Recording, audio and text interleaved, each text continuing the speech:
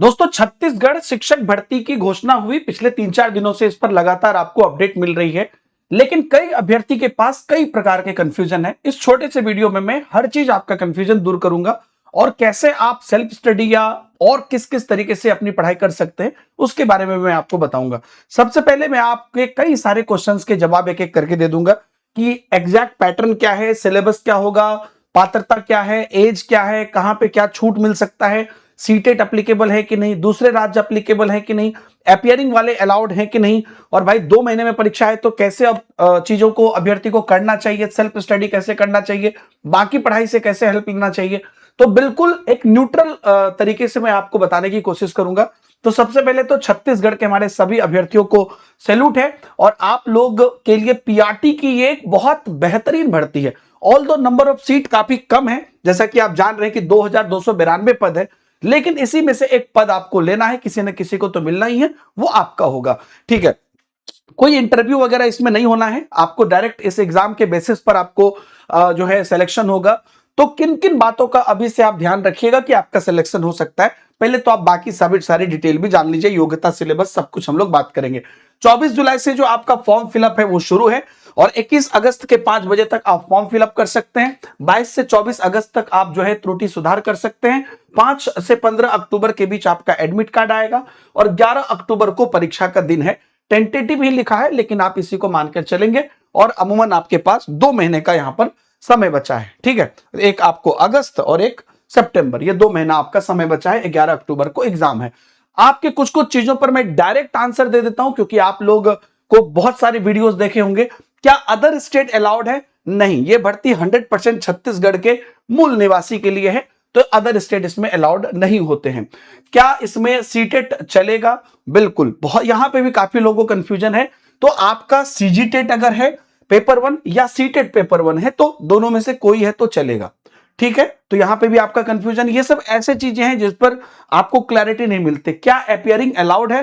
तो अपियरिंग का सिस्टम यही है कि फॉर्म भरने की अंतिम तिथि तक आपका रिजल्ट आवश्यक है, क्योंकि जैसे अभी आगे सीटेट हो रहा है तो क्या सीटेट सितंबर वाले अलाउड है? तो फॉर्म भरने की लास्ट तिथि जो हमारी दी गई है ना, इस डेट तक अगर हमारा रिजल्ट नहीं आता है तभी तक हम वो अभ्यर्थी अप्लाई नहीं कर सकते। कई राज्य में इसके एक्सेप्शन हुए हैं छात्रों के। आप अगर सरकार से बात करते हो, रिक्वेस्ट करते हो, तो कई बार तो नहीं कह सकते, रेयरली कई बार जो है सरकार ने मौका दिया है, लेकिन वो रूल नहीं है। अभी के नियम के अनुसार से फॉर्म की अंतिम तिथि तक आपका रिजल्ट होना आवश्यक है। ठीक है, उसके बिना आप फॉर्म फिलअप नहीं कर पाएंगे। उसके बाद अगर आप देखोगे आयु सीमा क्या है, तो न्यूनतम आयु सीमा 21 वर्ष है और जनरल के लिए मैक्सिमम 35 वर्ष है और छत्तीसगढ़ के एससी एसटी ओबीसी के लिए आपको 40 वर्ष है और छत्तीसगढ़ के महिला के लिए 45 वर्ष है। ठीक है, भूतपूर्व सैनिक और दिव्यांग के लिए भी नियमानुसार अतिरिक्त छूट मिलेगी। रही बात एलिजिबिलिटी की, उसके अंतर्गत तो आप 12th 50% से है प्लस 2 साल का जो आपका डिप्लोमा है या डीएड है तो अप्लीकेबल है, और उसके समकक्ष जो भी एनसीटी 2002 के टाइम पर जो 12 45% से 2 साल का डिप्लोमा था, या 12 50% से 4 साल का आपका बीएलएड है, या ग्रेजुएशन के साथ आपका 2 साल का डिप्लोमा है, तो ये है। बाकी अनिवार्य ये है कि आपका सीटेट पेपर 1 या सीजीटेट पेपर 1 पास होना जरूरी है। तो यहां पर अगर आप पदों की बात करते हैं तो 2292 पद में आपको जो ई कैडर आपका देखिएगा एप्लीकेशन में है, ई कैडर और टी कैडर। ई कैडर शहरी है जहां पर 795 पद है और टी कैडर आपका आदिवासी क्षेत्र है जहां 1497 पद है।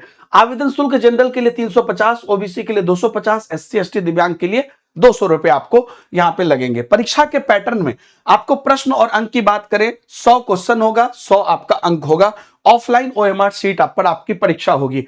समय प्रबंधन आपको 100 मिनट है तो 1 मिनट आपको प्रति प्रश्न मिलेगा। नेगेटिव मार्किंग 1/4 है, तो यहां पर आपको तुक्का नहीं चलेगा। इस बात को आप ध्यान रखिएगा कि अगर आपको, अभी मैं उस पर भी आपको बताऊंगा कि इसकी प्रैक्टिस आपको अभी से ओएमआर भर के शुरू कर देनी है कि हम गलती ना करें, है ना। जहां पर गलत होने की संभावना है उस चीज को हम ना बनाएं, अगर हमको लग रहा है कि वो गलत हो जाएगा। अगर 100 अंकों का जो पूरा चक्रव्यूह है वो क्या है, आपको हिंदी 15 मार्क्स का होगा, गणित 15 मार्क्स का होगा और सामान्य जीके, जो सामान्य ज्ञान जीके 15 मार्क्स बोल के है, सामान्य मानसिक योग्यता बोल के है, रीजनिंग आप उसको बोल लीजिए, तर्क शक्ति वो 15 मार्क्स का, सीडीपी 15 मार्क्स का, पर्यावरण ईवीएस 10 मार्क्स का, कंप्यूटर 5 मार्क्स का है और अंग्रेजी आपका 10 मार्क्स का है। तो मेन अगर आप देखिएगा लैंग्वेज, मैथ, सीडीपी, ये तीनों मिला के आपका लगभग 55% हिस्सा इसका हो जाता है। अब जो आपका कोर सब्जेक्ट है हिंदी और इंग्लिश की अगर बात करते हैं तो ग्रामर प्लस पेडागोजी, इसमें आप सीटेट से थोड़ा अच्छे लेवल की उम्मीद करिएगा। पेडागोजी भी इसमें आपको बढ़िया पूछेगा। गणित बात करते हैं तो 10वीं स्तर का कंटेंट, प्राचीन भारत का जो गणित का इतिहास रहा है उससे आपको क्वेश्चंस भी आएंगे पेडागोजिकल। और सीडीपी आपका बाल विकास जो है सीटेट स्तर के टॉपिक रहेंगे, लेकिन इसमें आप ज्यादा फैक्चुअल, ज्यादा जो है रीजनिंग स्किल्स पर बेस्ड क्वेश्चन उम्मीद कर सकते हैं, है ना। पर्यावरण जो ईवीएस है इसमें केवल एनसीईआरटी से नहीं चलेगा, छत्तीसगढ़ की स्थानीय संस्कृति, लोकगीत और पारिस्थितिकी जो तंत्र है वो शामिल होंगे। तर्क शक्ति जो है रीजनिंग वाला, उसमें टेट के लिए ये बिल्कुल नया है। एनोलॉजी, नंबर सीरीज और पैटर्न पर आप फोकस करेंगे तो हो जाएगा। और जीके और कंप्यूटर की बात करते हैं तो इसका बहुत बड़ा सिलेबस है। और इतिहास, भूगोल, छत्तीसगढ़ का जीके, एनईपी 2020, इस पर आप जरूर ध्यान रखिएगा क्योंकि नई एजुकेशन पॉलिसी के हिसाब से ही सब कुछ यहां पर होना है। क्वालिफाइंग अंक आपका सीटेट का 90 होता है, नेगेटिव मार्किंग नहीं रहता है, पेडागोजी सिचुएशनल रहता है, तो वो वाला माइंडसेट लेके यहां पे मत जाइएगा।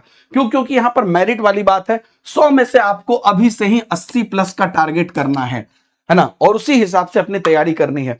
0.25 नेगेटिव मार्किंग आपको जो है यहां पर निश्चित रूप से आपको यहां पर होगी, तो वो एक अलग माइंडसेट है, उसकी तैयारी उसको आपको ध्यान रखना है कि गलती ना हो। मतलब अब आपको एक्यूरेसी पे काम करना है।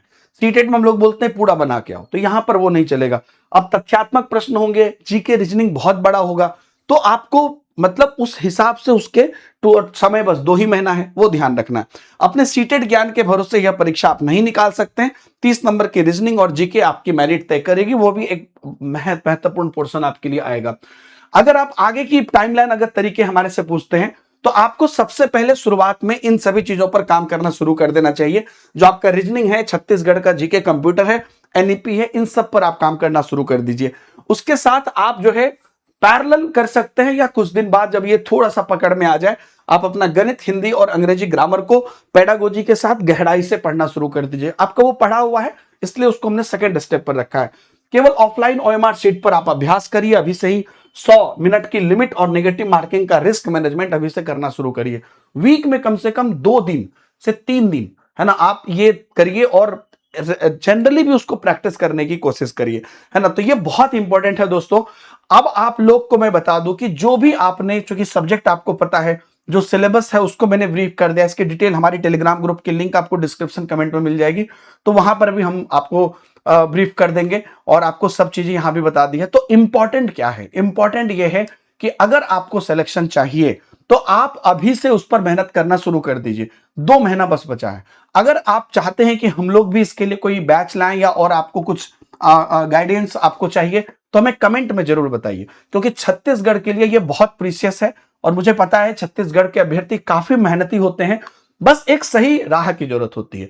तो आप लोगों के लिए ये वीडियो मैंने बनाया। कोई भी डाउट है तो और आप पूछ सकते हैं। कैसा लगा आप जरूर बताइएगा। और बहुत बहुत धन्यवाद। और जो पहले से पढ़ा है वो सब भी आपके लिए यूजफुल होगा, इसमें कोई दो मत नहीं है। Thank you very much and all the best.